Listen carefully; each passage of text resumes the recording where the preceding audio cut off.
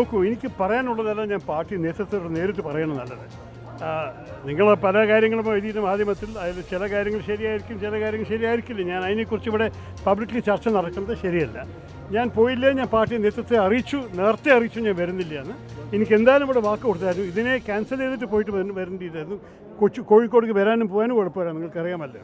അപ്പോൾ ഒന്നുമല്ലെങ്കിൽ ഇത് ചെയ്യണം, അല്ലെങ്കിൽ ചെയ്യണം. ഞാൻ പറഞ്ഞു ഈ സ്ഥിതി ഞാൻ ഇതാണ് ചെയ്യാൻ പോകുന്നത്. പക്ഷേ ഞാൻ ഉറപ്പുമായിട്ട് പാർലമെൻറ്റിലെ എല്ലാ വിധത്തിലും പങ്കെടുക്കുമ്പോൾ പാർട്ടിയെ ആ സമയത്ത് കാണാൻ നേതൃത്വത്തിന്. പക്ഷേ എനിക്ക് പറയാനുള്ളത് പാർട്ടിയുടെ അകത്ത് തന്നെ പറയണം, നല്ലത് മാധ്യമക്കാരുടെ മുമ്പിലല്ല. നമസ്കാരം.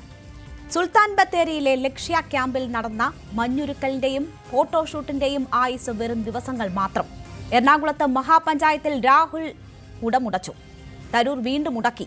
പരസ്യ പ്രസ്താവനകൾ അവസാനിപ്പിച്ചും പാർട്ടിക്ക് വിധേയനായും നിർണായക തെരഞ്ഞെടുപ്പിൽ ഒരുമിച്ച് പോകുന്നതിന്റെ സന്ദേശമാണ് ലക്ഷ്യ ക്യാമ്പിൽ കണ്ടതെങ്കിൽ ശശി തരൂർ കടുത്ത നിലപാടിലേക്ക് നീങ്ങുന്നുവെന്ന സൂചനകളാണ് ഇപ്പോൾ വരുന്നത്. തനിക്ക് പാർട്ടിയുമായി പ്രശ്നങ്ങളുണ്ടെന്നും പാർട്ടിയോട് പറയുമെന്നും തരൂർ വ്യക്തമാക്കി. ഹൈക്കമാൻഡ് വിളിച്ച കേരള നേതാക്കളുടെ യോഗത്തിൽ നിന്ന് വിട്ടുനിന്ന തരൂർ അതൃപ്തി മറയ്ക്കാതെയാണ് ഇന്ന് സംസാരിച്ചത്. പാർട്ടിയോട് പ്രശ്നങ്ങളുണ്ടെന്നും പാർട്ടിയിൽ പറയുമെന്നും തരൂർ പറയുന്നുവെങ്കിലും രാഹുൽ അവഗണിച്ചുവെന്ന ഫീലിംഗ് ആണ് കടുത്ത തീരുമാനത്തിലേക്ക് പോകാൻ തരൂരിനെ പ്രേരിപ്പിക്കുന്നത് എന്നതാണ് സൂചന. തരൂർ MP സ്ഥാനം രാജിവെക്കുമെന്നും കോൺഗ്രസ് വിടുമെന്നും വരെ വാർത്തകൾ പ്രചരിക്കുന്നു. അവഗണിച്ചില്ലെന്നും തോന്നൽ മാത്രമെന്നുമുള്ള രാഹുലിന്റെ നിലപാട് തരൂർ അംഗീകരിക്കുമോ, അതോ കോൺഗ്രസിനെ പ്രതിസന്ധിയിലാക്കി രംഗത്ത് വരുമോ? ഈ വിഷയമാണ് നമ്മൾ ഇന്ന് പരിശോധിക്കുന്നത്. സ്വാഗതം.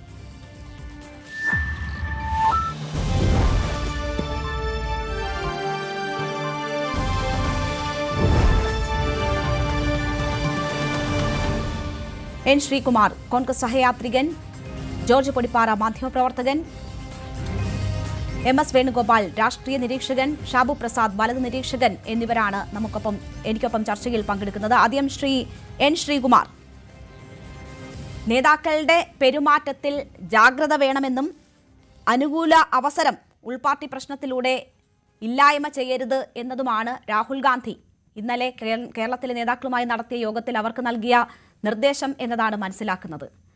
അതേ രാഹുലിന്റെ അവഗണന സഹിക്കവയ്യാതെയാണ് തരൂർ ഇപ്പോൾ കടുത്ത തീരുമാനത്തിലേക്ക് നീങ്ങുന്നത് എന്ന് മനസ്സിലാക്കുന്നു. ലക്ഷ്യ ക്യാമ്പിൽ ഉണ്ടായ മഞ്ഞുരുക്കൽ രാഹുലിന്റെ പ്രതികാരത്തിലാണോ ഇല്ലാതായത്?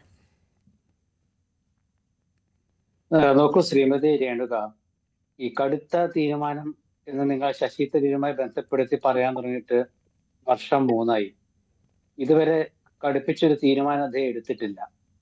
അപ്പൊ കടുത്ത തീരുമാനം എന്നുള്ളതല്ല, ശശി തരൂരിന്റെ നിലപാടുകൾ എന്നുള്ളതാണ് ശരി. ഈ നിലപാടുകൾ എന്നുള്ളതിന് 2 കാര്യങ്ങളുണ്ട്. പലവട്ടം നമ്മൾ പറഞ്ഞതാണ്. ഒന്ന്, അദ്ദേഹം ഒരു പരിപൂർണ രാഷ്ട്രീയക്കാരനല്ല. 2, അദ്ദേഹം കോൺഗ്രസിനോട് പരിപൂർണമായും പ്രതിബദ്ധത പുലർത്തുന്ന ഒരു നേതാവല്ല. 3-ാമത്തെ കാര്യം, അദ്ദേഹം ഒരുപാട് എഴുതുകയും വായിക്കുകയും പ്രസംഗിക്കുകയും അത് സ്വതന്ത്രമായ രീതിയിൽ പ്രകടിപ്പിക്കാൻ ആഗ്രഹിക്കുകയും ചെയ്യുന്ന ഒരാളാണ്.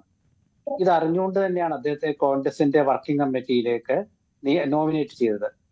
പാർട്ടി പ്രസിഡന്റ് സ്ഥാനത്തേക്ക് മത്സരിച്ച സമയത്ത് മത്സരിക്കാനുള്ള കോൺഗ്രസിന്റെ പ്രസിഡന്റ് സ്ഥാനത്തേക്ക് മത്സരിക്കാൻ ശ്രീ ശശി തരൂര് വേണ്ടത്ര പാർട്ടി പരിജ്ഞാനം നേടിയിട്ടില്ല എന്ന് പറഞ്ഞ ഒരുപാട് പേരുടെ കൂട്ടത്തിൽപ്പെട്ട ആളാണ് ഞാൻ.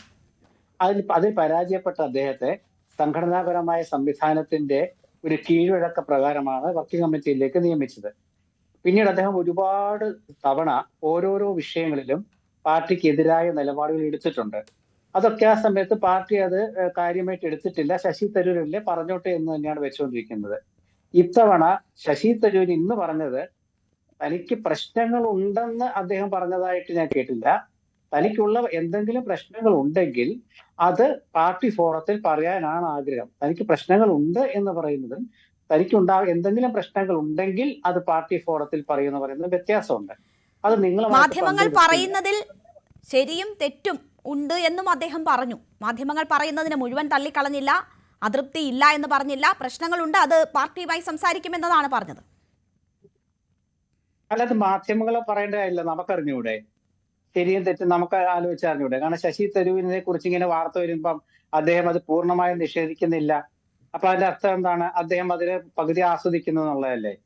ശശി തരൂരിന്റെ നിലപാടുകൾ, ശശി തരൂർ ഏത് നിലപാടെടുത്താലും അത് കോൺഗ്രസിൽ ഒരു പ്രതിസന്ധി ഉണ്ടാക്കുന്നില്ല. കാരണം കഴിഞ്ഞ 2 വർഷമായിട്ട് ശശി തരൂരിന്റെ നിലപാടുകൾ കോൺഗ്രസ്സുകാർക്ക് പരിചിതമായ നിലപാടുകൾ ആവർത്തിക്കുമ്പോൾ അത് കോൺഗ്രസ്സുകാർ അത്ര ഗൗനിക്കാറില്ല.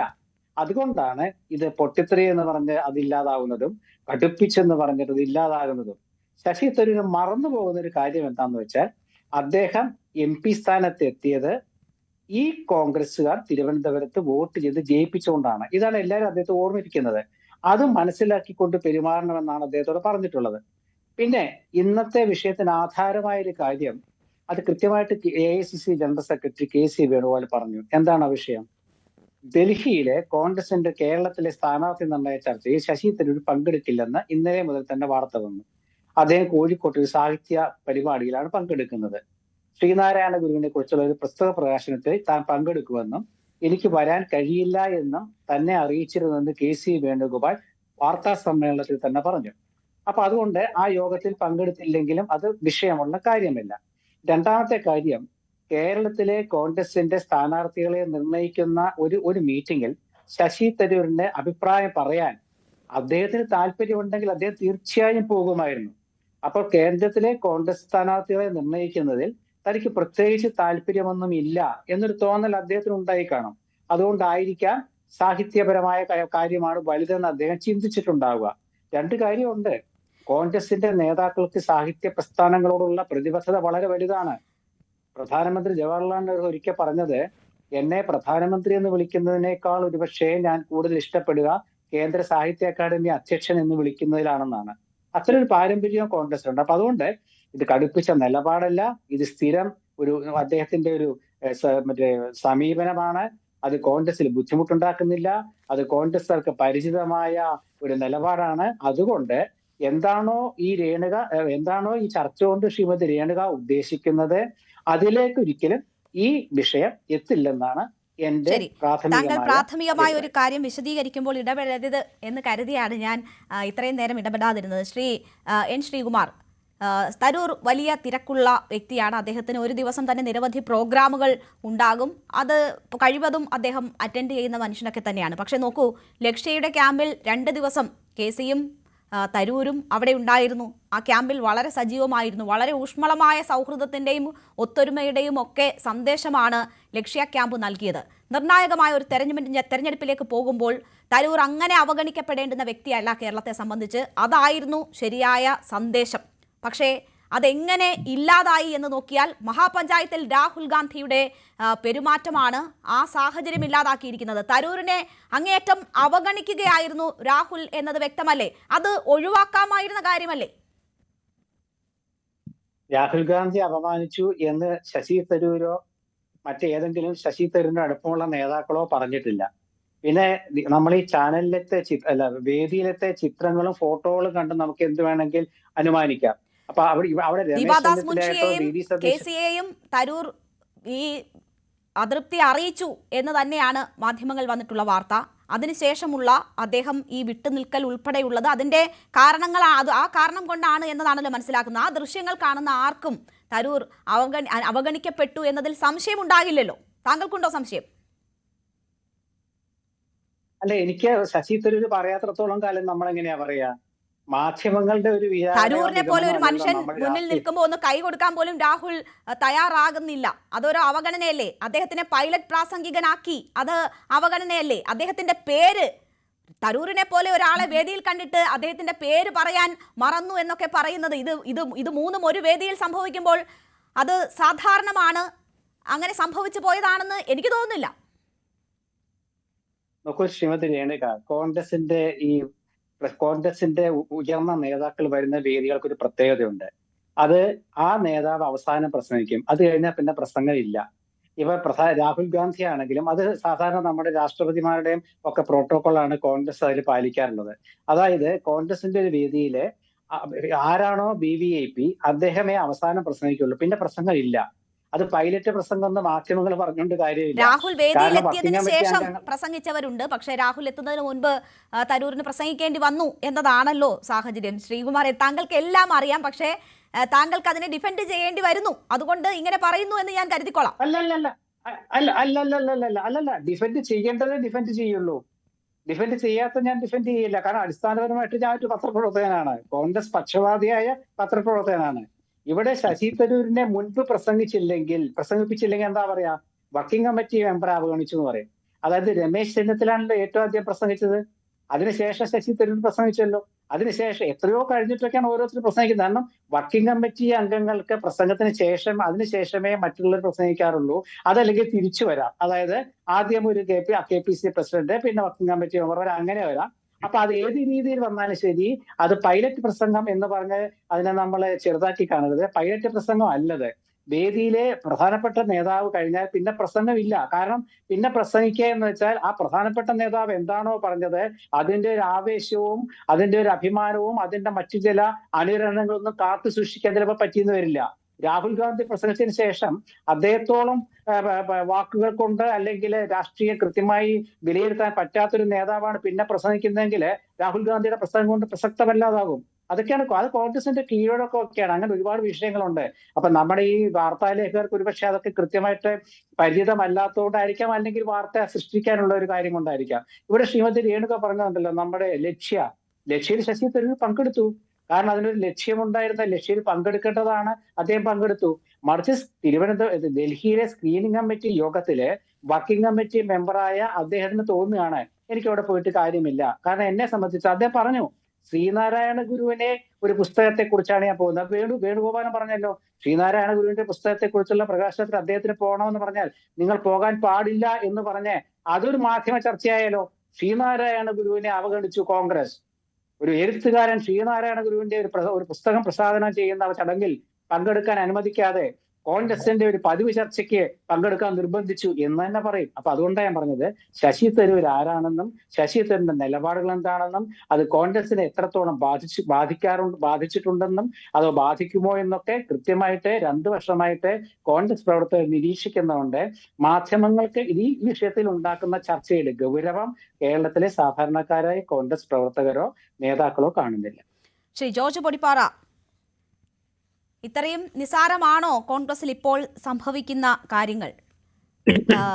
ഓപ്പറേഷൻ സിന്ദൂറിൽ നിലപാടിൽ മാറ്റമില്ല എന്നതാണ് KLF-ൽ തരൂർ ആവർത്തിച്ചിരിക്കുന്ന ഒരു കാര്യം. അത് രാജ്യത്തിന് നാഷണൽ ഇൻട്രസ്റ്റ് പരിഗണിച്ചാണ് എന്ന കാര്യം അദ്ദേഹം പറയുന്നു. ഇപ്പോൾ നേരത്തെ നെഹ്റുവിൻ്റെ ഒരു വാക്കുകൾ ശ്രീകുമാർ കോട്ട് ചെയ്തിരുന്നു. നെഹ്റുവിൻ്റെ തന്നെ വാക്കുകളാണ് തരൂരും കോട്ട് ചെയ്യുന്നത്. Who lives if India dies എന്ന ആ കാര്യം ചൂണ്ടിക്കാട്ടിക്കൊണ്ടാണ് ഓപ്പറേഷൻ സിന്ദൂറിലെ തൻ്റെ നിലപാട് എന്താണ് എന്നും അതിലെന്തുകൊണ്ട് ഉറച്ചു നിൽക്കുന്നു എന്ന കാര്യവും തരൂർ വിശദീകരിക്കുന്നത്. ഒപ്പം തന്നെ പാർട്ടിക്കെതിരായി സഭയിൽ ഉൾപ്പെടെ എവിടെയും നിലപാട് സ്വീകരിച്ചിട്ടില്ല എന്നൊരു കാര്യം കൂടി തരൂർ പറയുന്നു. ഇത് നേരത്തെയൊക്കെ നടന്നു വന്നതിൻ്റെ തുടർച്ച മാത്രമാണോ അതോ അവസാന പൊട്ടിത്തെറിയിലേക്ക് നീങ്ങുകയാണോ? പൊട്ടിത്തെറിക്കാനായിരുന്നെങ്കിൽ ഇതിനു മുമ്പേ പൊട്ടിത്തെറിക്കേണ്ടതായിരുന്നു. കാരണം പാർട്ടിയെ സംബന്ധിച്ചിടത്തോളം പാർട്ടിക്ക് മറുപടി പറയാൻ പറ്റാത്ത അത്രയും വലിയ പ്രതിസന്ധികളിലേക്ക് അല്ലെങ്കിൽ കുരുക്കുകളിലേക്ക് അദ്ദേഹം തള്ളിയിട്ടിട്ടുണ്ട്. അദ്ദേഹത്തിന്റെ പല നിലപാടുകളും മോദി സ്തുതിയും സ്ഥാനത്തും അസ്ഥാനത്തും BJP ന്യായീകരിക്കുന്നതും ഒക്കെ പലവട്ടം പാർട്ടിയെ പല പ്രതിസന്ധികളിലും പല സന്നിഗ്ധതകളിലേക്കും ഒക്കെ നയിച്ചിട്ടുണ്ട്. പക്ഷെ അന്ന് പാർട്ടി വലിയ നടപടി എടുത്തിട്ടില്ല. അതിന് കാരണം നേരത്തെ ശ്രീകുമാർ പറഞ്ഞ കാര്യങ്ങളാണ്. ശശി തരൂരിനെ ശശി തരൂരായിട്ട് തന്നെയാണ് പാർട്ടി ഉൾക്കൊള്ളുന്നത്. അദ്ദേഹം ഒരു അബ്സല്യൂട്ട് പാർട്ടി ലോയലിസ്റ്റ് ആണെന്നോ അല്ലെങ്കിൽ ഒരു മറ്റു പലരെയും പോലെ പാർട്ടിക്കാരൻ മാത്രമായിട്ട് കാണുന്നില്ല. അദ്ദേഹം ഒരു സ്റ്റേറ്റ്സ്മാൻ ആണ്, അദ്ദേഹം ഒരു തിങ്കറാണ്, അദ്ദേഹം ഒരു എഴുത്തുകാരനാണ്, അദ്ദേഹം മറ്റു പലതുമാണ്. ഒരു വിശ്വപൗരൻ എന്നൊക്കെയാണല്ലോ നമ്മൾ അദ്ദേഹത്തെ വിശേഷിപ്പിക്കുന്നത്. അപ്പോൾ all are equal but some are more equal എന്നൊരു ചൊല്ലുണ്ടല്ലോ. കോൺഗ്രസ്സുകാരനായ ശശി തരൂരിന് ഈ പറഞ്ഞൊരു പരിഗണനയുണ്ട്. അദ്ദേഹം എല്ലാവരെയും പോലെയല്ല. അദ്ദേഹത്തെ ഒരു കളറയിൽ ഇങ്ങനെ തളച്ചിടാൻ പറ്റില്ല. അദ്ദേഹം എഴുത്തിന്റെയും ചിന്തയുടെയും അതുപോലെ തന്നെ പ്രഭാഷണത്തിന്റെയും ഒക്കെ മേഖലയിൽ വ്യാപരിക്കുകയും അതിൽ അഭിരമിക്കുകയും ചെയ്യുന്ന ഒരു വ്യക്തിയാണ്. അതുകൊണ്ട് അദ്ദേഹത്തിന് അങ്ങനെ ഒരു പാർട്ടി പൊളിറ്റീഷ്യൻ എന്ന നിലയിൽ മാത്രം അദ്ദേഹത്തെ ഒതുക്കാൻ പറ്റില്ല. അതുകൊണ്ട് അദ്ദേഹത്തിന് മറ്റുള്ളവർക്ക് കൊടുക്കാത്ത പ്രത്യേക പരിഗണനകളും പ്രത്യേക അംഗീകാരങ്ങളും ചില ദുസ്വാതന്ത്ര്യങ്ങളും, ഞാനത് ഇൻവെർട്ടഡ് കോമയിലാണ് പറയുന്നത്, ചില ദുസ്വാതന്ത്ര്യങ്ങളും ശശി തരൂരിന് കാലാകാലങ്ങളിൽ പാർട്ടി അനുവദിച്ചു കൊടുത്തിട്ടുണ്ട്. മറ്റേതെങ്കിലും പാർട്ടിയിലായിരുന്നെങ്കിൽ ഇപ്പോൾ ഞാൻ പലപ്പോഴും ആലോചിക്കാറുണ്ട്, ഇമാതിരി പറച്ചിലുകളൊക്കെ പാർട്ടിയെ വല്ലാതെ പ്രതിക്കൂട്ടിലാക്കുന്ന അല്ലെങ്കിൽ പ്രതിസന്ധിയിലാക്കുന്ന ടൈറ്റ് കോർണറിലാക്കുന്ന ഇത്തരം പ്രസ്താവനകൾ തുടർച്ചയായിട്ട്, അത് ഓപ്പറേഷൻ സിന്ദൂറിന്റെ കാര്യത്തിലാവട്ടെ, അതുപോലെ തന്നെ പാലസ്തീൻ വിഷയത്തിൽ, അല്ലെങ്കിൽ ഏതെങ്കിലും വിഷയത്തിൽ, എല്ലാ വിഷയത്തിലും BJP ആയിട്ട് ബന്ധപ്പെട്ട് BJP-യുടെ സാമ്പത്തിക നയങ്ങളുടെ കാര്യത്തിലാവട്ടെ, ഇങ്ങനെ പല ഘട്ടങ്ങളിലും അദ്ദേഹം ഒരു കോൺഗ്രസ്സുകാരൻ തന്നെയാണോ പറയുന്നത് എന്ന് സംശയിക്കുന്ന രീതിയിൽ പലപ്പോഴും അദ്ദേഹം പറഞ്ഞിട്ടുണ്ട്. പക്ഷെ അപ്പോഴൊന്നും പാർട്ടി വലിയ അച്ചടക്കത്തിന്റെ ഖഡ്ഗം അദ്ദേഹത്തിന്റെ തലയ്ക്ക് നേരെ വീശിയിട്ടില്ല. അദ്ദേഹം അങ്ങനെയൊക്കെ പറയട്ടെ, അദ്ദേഹം പാർട്ടിക്കാരനായിട്ട് ഒരു കോൺഗ്രസ്സുകാരനായിട്ട് തന്നെ നിൽക്കട്ടെ, കോൺഗ്രസ് പാർട്ടിയുടെ ഒരു MP ആണ്, അദ്ദേഹത്തിന് അതിൻ്റെതായ ഒരു പ്രാധാന്യമുണ്ട് എന്ന നിലയ്ക്ക് പാർട്ടി എപ്പോഴും അദ്ദേഹത്തിന് പരിഗണന കൊടുത്തിട്ടുണ്ട്. പക്ഷെ അതേ ശശി തരൂര് ഇന്നലെ അല്ലെങ്കിൽ ഈ പറഞ്ഞ മഹാപഞ്ചായത്തിൽ വേണമെങ്കിൽ ഇത്രയും സ്റ്റാച്ചർ ഉള്ളൊരു നേതാവല്ലേ അദ്ദേഹം, ലോക്സഭയിൽ ഏറ്റവും അല്ലെങ്കിൽ കോൺഗ്രസിന്റെ ഏറ്റവും ശ്രദ്ധേയമായ മുഖമാണ്. ദേശീയ തലത്തിൽ തന്നെ അദ്ദേഹത്തിന്റെ വാക്കുകൾക്ക് ദേശീയ ചാനലുകൾക്ക് കൊടുക്കുന്ന ഒരു പ്രാധാന്യമുണ്ട്. ഒരുപക്ഷെ അദ്ദേഹത്തിന് വേണ്ടത്ര പ്രാധാന്യം കിട്ടാത്തത് കേരള ചാനലുകളിലായിരിക്കും എന്നാണ് ഞാൻ വിചാരിക്കുന്നത്. ദേശീയ ചാനലുകളിലൊക്കെ അദ്ദേഹത്തിന് കിട്ടുന്ന ഒരു പ്രാധാന്യവും പ്രോമിനൻസും ഒക്കെ നമുക്കറിയാം.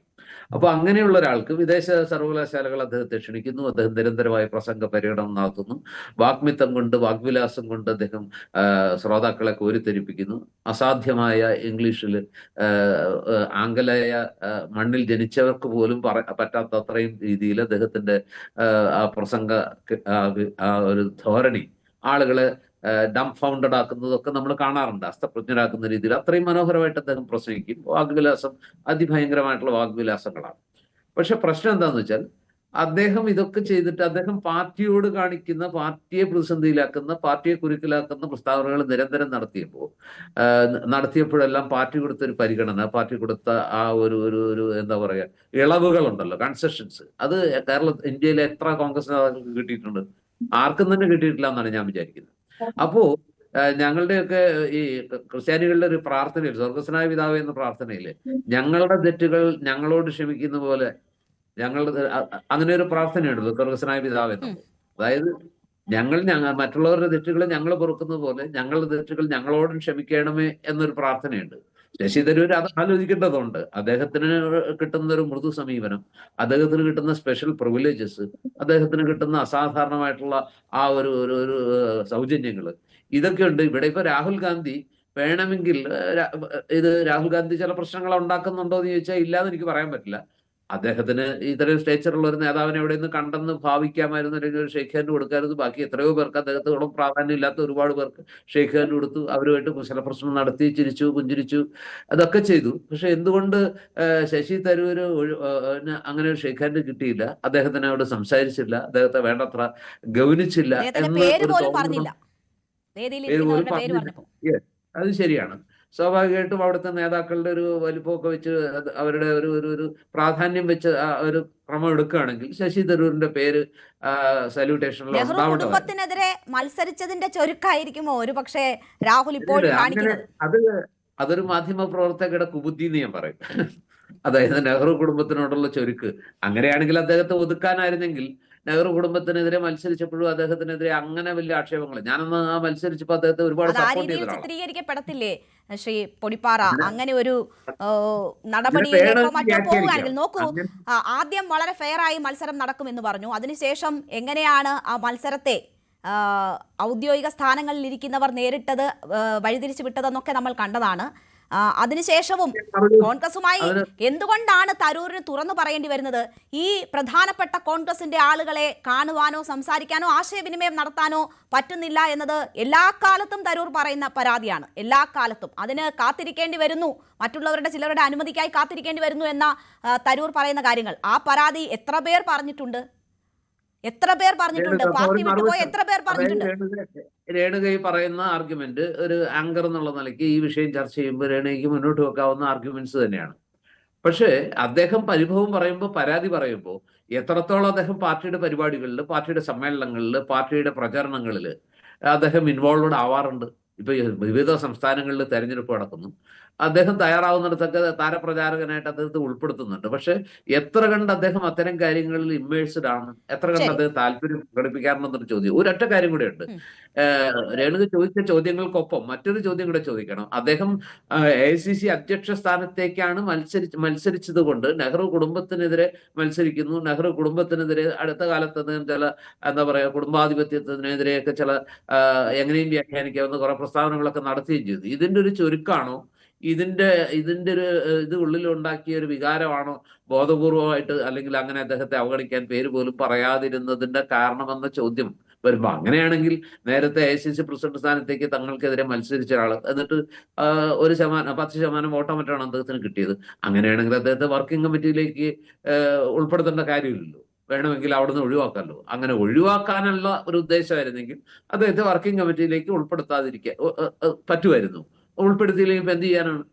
തരൂരിന് മാക്സിമം ചെയ്യാൻ കഴിയുന്നത് തരൂരിന്റെ പാർട്ടിയായിട്ടുള്ള ബന്ധം ഉപേക്ഷിച്ച് പോകാന്നുള്ള. അപ്പൊ ഇതിനകത്ത് ഞാൻ വിചാരിക്കുന്നത് രാഹുൽ ഗാന്ധി അത്രയും ചീപ്പായിട്ട്, അല്ലെങ്കിൽ അദ്ദേഹം മനഃപൂർവ്വം അദ്ദേഹത്തെ ഇൻസൾട്ട് ചെയ്യാനോ പ്രകോപിപ്പിക്കാനോ അവഗണിച്ച് ഒരു ഫീൽ ഉണ്ടാക്കാനോ വേണ്ടി ചെയ്തതാവില്ല. ഇപ്പൊ അറിയാതെ അദ്ദേഹത്തിനെ പെട്ടെന്ന് വിട്ടുപോയതാകാനും അങ്ങനെയും ഒരു പ്രൊവിഷൻ വിട്ടുപോയതാകാമെന്നാണ്. പക്ഷേ അവിടെ തങ്ങളോട് ഉരസി നിൽക്കുന്ന ദേശീയ തലത്തിൽ വരെ ശ്രദ്ധേയനായിട്ടുള്ള തരൂരിനെ ഒപ്പം ചേർത്ത് നിർത്തിയിരുന്നെങ്കിൽ അത് നൽകുന്ന ഒരു സന്ദേശം വളരെ വ്യത്യസ്തമാകുമായിരുന്നു. അതായിരുന്നു രാഹുലിന്റെ ഭാഗത്തു നിന്നും ഉണ്ടാകേണ്ടത്. അതിന് വേണ്ടുന്ന സ്പെഷ്യൽ കെയർ ആയിരുന്നു രാഹുൽ കാണിക്കേണ്ടത് ഈ സാഹചര്യത്തിൽ നിന്നാണ് എനിക്ക് തോന്നുന്നത്. അതായിരുന്നു ബുദ്ധിപരമായ നീക്കം. ശ്രീ ഷാബു പ്രസാദ് നോക്കൂ, ഇവിടെ ഇപ്പോ ഷാബു പ്രസാദ് നോക്കൂ, രാജീവ് ചന്ദ്രശേഖർ ഷോളും കൊണ്ട് നടക്കുകയാണ്. ആരെ കിട്ടിയാലും ഷോൾ ഇടാൻ തയ്യാറായി നടക്കുകയാണ് രാജീവ് ചന്ദ്രശേഖർ. ഇതൊരു സുവർണാവസരമാണോ തരൂരിനെ ഷോൾ അണിയിക്കാനുള്ള? എന്റെ അഭിപ്രായത്തിൽ അതിനുള്ള സമയമായിട്ടില്ല എന്നാണ് തോന്നുന്നത്. കാര്യം ഇവിടെ ഇപ്പൊ ശ്രീകുമാർ സാറും പൊടിവാർ സാറും ഒക്കെ വളരെ അവരുടെ ആ ഒരു രാഷ്ട്രീയ നിലപാടിൽ നിന്നുകൊണ്ടുള്ള വിശദീകരണമാണ് ഇവിടെ നൽകിയത്. അതായത് ഇങ്ങനെയുള്ള ഇവർക്ക് തരൂരിന് ഒരു സ്പെഷ്യൽ പ്രിവിലേജ് കൊടുക്കുന്നു. Everybody is equal but somebody is more equal. അങ്ങനെ ഈ മോർ ഈക്വൽ അങ്ങനെ ഇങ്ങനെയുള്ള കുറെ അലങ്കാര പ്രയോഗങ്ങൾ അദ്ദേഹം നടത്തുമ്പോഴും നമുക്കവിടെ വളരെ വ്യക്തമായിട്ട് വായിച്ചെടുക്കാൻ കഴിയുന്ന ഒരു കാര്യമുണ്ട്. കോൺഗ്രസ് എത്തിപ്പെട്ടിരിക്കുന്ന ആ ഒരു ഭീകരമായ നിസ്സഹായാവസ്ഥയും പ്രതിസന്ധിയുമാണിത്. ഒന്നും ചെയ്യാൻ നിവൃത്തിയില്ല. കാര്യം വളരെ നിർണായകമായ ഒരു തെരഞ്ഞെടുപ്പ് അടുത്തു വന്നിരിക്കുന്നു. കുറഞ്ഞ പക്ഷം ആ തെരഞ്ഞെടുപ്പ് വരെയെങ്കിലും ഇതെങ്ങനെയെങ്കിലും സഹിച്ചു മുമ്പോട്ട് കൊണ്ടുപോയേ പറ്റൂ. ഒന്ന് ആലോചിച്ചു നോക്കൂ. ഇവിടെ മൊറാർജി ദേശായി, ജയപ്രകാശ് നാരായണൻ, VP സിംഗ് ഇങ്ങനെയുള്ള ടവറിംഗ് പേഴ്സണാലിറ്റീസിനെ നിഷ്കരണം പുറത്താക്കിയ കോൺഗ്രസ് ആണ്.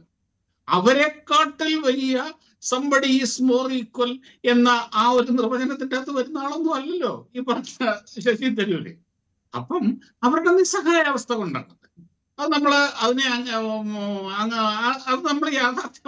യാഥാർത്ഥ്യമായിട്ട് തന്നെ കാണണം.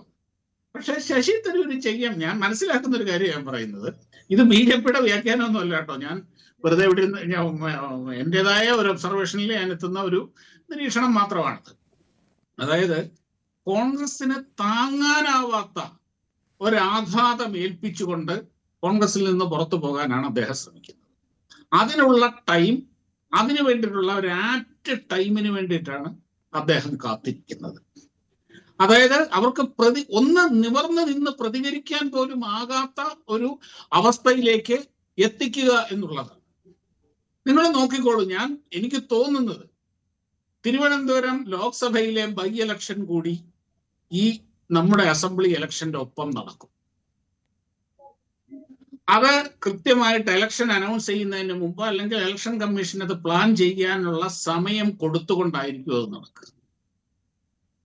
അത് ആ ആഘാതത്തിൽ നിന്ന് കോൺഗ്രസിന് കരകയറാൻ കഴിയില്ല. അത്ര വലിയൊരു ഷോക്കായിരിക്കും അത് സംഭവിക്കുക. സത്യത്തിൽ ഇവർക്ക് ഇത് നല്ല സുഖസുന്ദരമായിട്ട് കോൺഗ്രസിന് ഇത് ഹാൻഡിൽ ചെയ്യാമായിരുന്നു. കാര്യം ശശി തരൂരിനെ പുറത്താക്കണമെന്നുണ്ടെങ്കിൽ അത് ശരി, അദ്ദേഹം പാർട്ടിയുടെ നയങ്ങൾക്കെതിരെയൊക്കെ വിമർശിച്ചു. അതായത് നമ്മുടെ ഇന്ത്യൻ പ്രധാനമന്ത്രി ചെയ്യുന്നത് നല്ല കാര്യമാണ്, ചില നല്ല കാര്യങ്ങൾ ചെയ്യുന്നുണ്ട് എന്ന് പറഞ്ഞു കഴിഞ്ഞാൽ അതൊരു മഹാദ്രോഹമാണല്ലോ. ശരി, അത് അങ്ങനെയാണ് അവരത് കണക്കാക്കുന്നതെങ്കിൽ അത് പറഞ്ഞ ഒരു 1.5 വർഷം മുമ്പ് അവർക്ക് ഈ ഓപ്പറേഷൻ സിന്ദൂർ കഴിഞ്ഞ പാടെയോ വല്ലോ അത് ചെയ്തിരുന്നുവെങ്കിൽ ഇവർക്കിത് ആ ഡാമേജ് റിപ്പയർ ചെയ്യാനുള്ള സമയം ഇഷ്ടം പോലെ കിട്ടുമായിരുന്നു. ഇതിനകം തന്നെ തിരുവനന്തപുരത്തെ ബൈ ഇലക്ഷനും ഒക്കെ കഴിയുമായിരുന്നു. ഇത് കാത്തിരുന്ന് ഇയാൾ തന്നെ പുറത്തു പോട്ടെ എന്ന് കരുതി ഇങ്ങനെ അവഗണിച്ച് ഒടുവിൽ ഇത് വളരെ വലിയ ചർച്ചാ വിഷയമാവുകയാണെന്നേ. ജനങ്ങൾക്ക് ഒരു സാധാരണക്കാർ കാണുന്നത് എന്താണെന്നേ, അതായത് ഒരാള് ഒരു വലിയൊരു പൊസിഷനിൽ ഇരിക്കുന്ന ഒരു വ്യക്തി നിരന്തരം പാർട്ടിയെ ഇങ്ങനെ പ്രതിസന്ധിയിലാക്കിക്കൊണ്ടേയിരിക്കുകയാണ്. എന്നിട്ട് ഈ പാർട്ടിക്ക് ഒന്നും ചെയ്യാൻ കഴിയുന്നില്ല. കുറഞ്ഞ പക്ഷം അദ്ദേഹത്തെ ആ വർക്കിംഗ് കമ്മിറ്റിയിൽ നിന്ന് മാറ്റി നിർത്താൻ പോലും ഇവർക്ക് കഴിയുന്നില്ല. അതിന് പകരം ഇങ്ങനെ നീട്ടി ആ പ്രശ്നത്തിനെ സൂചി കൊണ്ടെടുക്കേണ്ട സാധനം തൂമ്പ കൊണ്ടും കഴിഞ്ഞിട്ട് ഇപ്പൊ അവസാനം JCB വിളിക്കേണ്ട അവസ്ഥയിലായി ഇപ്പൊ കോൺഗ്രസ്. അതിലേക്ക് തന്നെ അതറിഞ്ഞ് തന്നെയുള്ള കളിയാണ് ശശി തരൂർ കളിക്കുന്നത്. കാര്യം ഇവരെന്നെ ഒരു ചുക്കും ചെയ്യാൻ പോകുന്നില്ല, ധൈര്യം ഉണ്ടേ ചെയ്യേ എന്നുള്ള മട്ടിൽ തന്നെയാണ് ശശി തരൂർ കളിച്ചുകൊണ്ടിരിക്കുന്നത്. അദ്ദേഹം അതിന്റെ പ്രധാന പ്രശ്നം പറഞ്ഞു, ഒന്ന്, ഇതുപോലെയുള്ള ഈ ഒരു ഹൈ പ്രൊഫൈൽ ഹൈ സ്റ്റേച്ചറുള്ള ഒരു വ്യക്തിയെ എങ്ങനെ ഉപയോഗിക്കണമെന്നോ എങ്ങനെ കൈകാര്യം ചെയ്യണമെന്നോ ഇവർക്കറിയില്ല. കോൺഗ്രസ് നേതൃത്വം അതിന് പ്രാപ്തമല്ല. കാര്യം ഇവരുടെ കൈ നിൽക്കാത്ത സംഭവമാണ്. അതുകൊണ്ട് അതാണ് ഈ അവസ്ഥയിൽ സ്റ്റാർ ഇന്നലെ വേദിയുടെ അരികിൽ നിൽക്കുന്നത് കണ്ടു, വലിയ ചർച്ചയായിരുന്നു. അതെ, അത് തന്നെയാണെന്നേ. പ്രധാനമന്ത്രിയുടെ വേദിക്കരികിൽ നിന്നിട്ട് എന്താണ് പ്രോട്ടോകോളിൽ ചെയ്യേണ്ടത് അത് മാത്രമാണ് താൻ ചെയ്തതെന്ന് പറഞ്ഞു. BJPയിൽ എത്തുന്ന ഹൈ പ്രൊഫൈലുകാരുടെ പിന്നീടുള്ള അവസ്ഥ അതാണ്. അവരിതല്ല വളരെ ക്ലിയർ ആയിട്ട് അവർ വ്യക്തമാക്കുകയും ചെയ്തല്ലോ. അവരത് വളരെ വ്യക്തമാക്കുകയും ചെയ്തു. നീ അത് അവിടെ നിൽക്കട്ടെ, ഞാനതല്ല. രാഹുൽ ഗാന്ധി അവഗണിച്ചതിനെ കുറിച്ച് നമ്മൾ പറയുമ്പോൾ മോദി ഒരു നോട്ടം പോലും നോക്കിയില്ല. മേയർ നമുക്കറിയാലോ, വൈസ് ചെയർപേഴ്സന്റെ കാലിൽ വീണ മോദി ഒരു നോട്ടം കൊണ്ടുപോലും എല്ലാം കൊണ്ടും വളരെ തിങ്ങി നിറഞ്ഞ വളരെ ടൈറ്റ് ആയിട്ടുള്ള ഒരു പ്രോഗ്രാമാണത്. ഗവൺമെന്റ് പരിപാടി, പാർട്ടി പരിപാടി, അങ്ങനെ എല്ലാം ഉണ്ട്. അതിന്റെ അകത്തെന്ന് പറഞ്ഞു കഴിഞ്ഞാല് അങ്ങനെ ഒരു പരിപാടിയിൽ അദ്ദേഹം ഇപ്പൊ മോദിയെ സംബന്ധിച്ചോളം പറഞ്ഞ് ഒരുപക്ഷെ ഈ ശ്രീലേഖയെ ചിലപ്പം പരിചയം ഉണ്ടാവുമായിരിക്കും, മുഖപരിചയം ഒരു എപ്പോഴെങ്കിലും കണ്ടിട്ടുണ്ടാവും എന്നുള്ളതല്ലാതെ അങ്ങനെയുള്ളൊരു സംഭവമൊന്നുമില്ല അതിന്റെ അകത്ത്.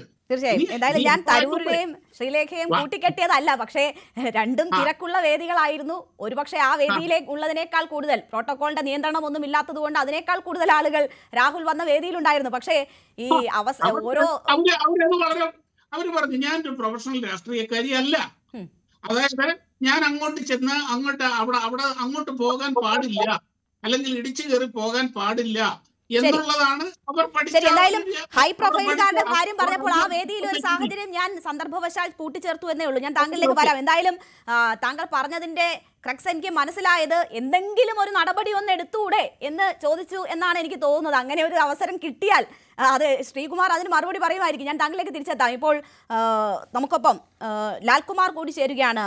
ലാൽകുമാർ, ലക്ഷ്യ ക്യാമ്പ് കഴിയുമ്പോൾ കോൺഗ്രസിൽ വലിയ രീതിയിലുള്ളൊരു ഐക്യം രൂപപ്പെട്ടു എന്നതായിരുന്നു പൊതുവെ കിട്ടിയ ഒരു സന്ദേശം. എന്നാൽ ഇപ്പോൾ തരൂർ വലിയ അതൃപ്തിയിലാണ് എന്ന് വരുന്നു. കോൺഗ്രസിനുള്ളിൽ എന്തെങ്കിലുമൊക്കെ സംഭവിക്കും, കോൺഗ്രസിന്റെ ഈ സാധ്യതകളെ തന്നെ ബാധിച്ചേക്കാവുന്ന തരത്തിൽ ഒരു ബ്ലാസ്റ്റ് ഉണ്ടാകാനുള്ള സാധ്യതയൊക്കെ പറഞ്ഞു കേൾക്കുന്നുണ്ട്. ഇടത് സഹയാത്രികൻ എന്ന നിലയിൽ താങ്കൾ എങ്ങനെയാണ് കോൺഗ്രസിൽ പരുവപ്പെടുന്ന ഈ സാഹചര്യങ്ങളെ നോക്കിക്കാണുന്നത്? അല്ല, ശശി തരൂരുമായി ബന്ധപ്പെട്ട വിഷയങ്ങളിൽ ഇത് പറയുമ്പോൾ രണ്ട് തലങ്ങളുണ്ട്. നോക്കൂ, അദ്ദേഹം ആദ്യം തന്നെ പല ഘട്ടത്തിലും BJP അനുകൂലമായ നയങ്ങൾ തുടർന്ന് നമ്മൾ കാണുന്നതാണ്.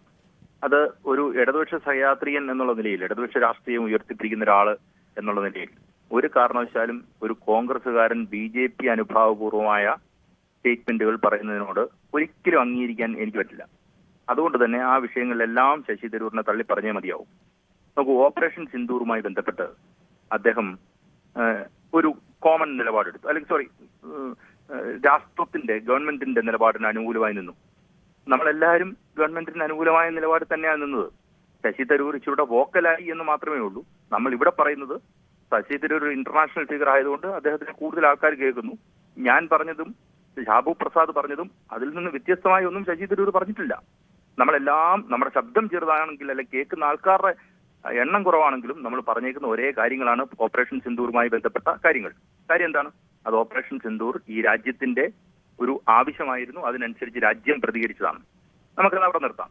അവിടെയല്ല പ്രശ്നം. ഓപ്പറേഷൻ സിന്ദൂർ കഴിഞ്ഞ ശേഷം ഒരു കൂളിംഗ് പീരീഡ് നമ്മൾ കൊടുത്താൽ അതിനുശേഷം എങ്ങനെ പെഹൽഗാമിൽ അറ്റാക്ക് ഉണ്ടായി, അവിടെ അറ്റാക്ക് ഉണ്ടായതുമായി ബന്ധപ്പെട്ട് ഇന്റലിജൻസ് വീഴ്ച ഉണ്ടായോ, സെക്യൂരിറ്റി ഫെയിലിയർ ഉണ്ടായോ എന്ന് ചോദിക്കേണ്ടത് ഒരു പ്രതിപക്ഷത്തിരിക്കുന്ന ഒരു MP എന്ന നിലയിൽ. അത് മാത്രമല്ല, അദ്ദേഹം ഒരു ഡിപ്ലോമാറ്റ് ആയിരുന്നു. അദ്ദേഹം ഐക്യരാഷ്ട്രസഭയിൽ അണ്ടർ സെക്രട്ടറി ജനറൽ ആയിട്ടിരുന്ന ആളാണ്.